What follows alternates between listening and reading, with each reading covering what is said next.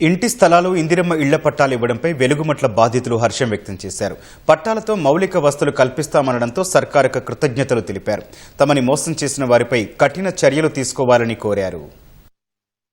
మాకు ఎంత ఇబ్బందులు పడ్డామో ఈ 8 సంవత్సరాల్లో నరకం అంటే అక్కడే ఉంటది అనిపించింది. మాకు 8 సంవత్సరాలు వచ్చిందో ఈ ప్రభుత్వం ఇప్పటికైనా గుర్తించింది, మాకు ఒక గుర్తింపు తెచ్చింది అనుకుంటున్నాం.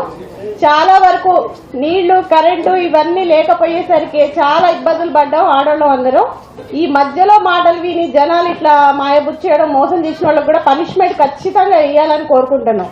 పేదలమని ఇన్ని రోజులు మాకు పడ్డ కష్టానికి మామూలుగా మంత్రులు కానీ సీఎం సార్ కానీ అందరూ మమ్మల్ని గుర్తించి మాకు పట్టాలు ఇస్తానందుకు, ఇల్లు కట్టిస్తానందుకు చాలా చాలా కృతజ్ఞతలు సార్. మీకు మేము కొన్నది ₹1,00,000 పెట్టి కొన్నాను సార్. నేను పార్టీ ఫండ్ అని, కరెంట్ అని, పోల్స్ అని అన్నిటి కలిపి ఒక 50,000 వరకు మా దగ్గర తీసుకున్నారు.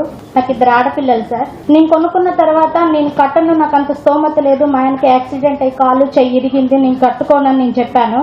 లేదు నువ్వు కట్టుకుంటేనే నీకు భూమి ఉంటుంది, నీకు పట్టాలు వస్తాయని మమ్మల్ని బెదిరించారు సార్. నేను అక్కడ ఇక్కడ తీసుకొచ్చి మా ఆయన్ని చూసుకుంటూ 2 పిల్లల్ని చూసుకుంటూ కష్టపడుతూ నేను ఇల్లు కట్టాను సార్.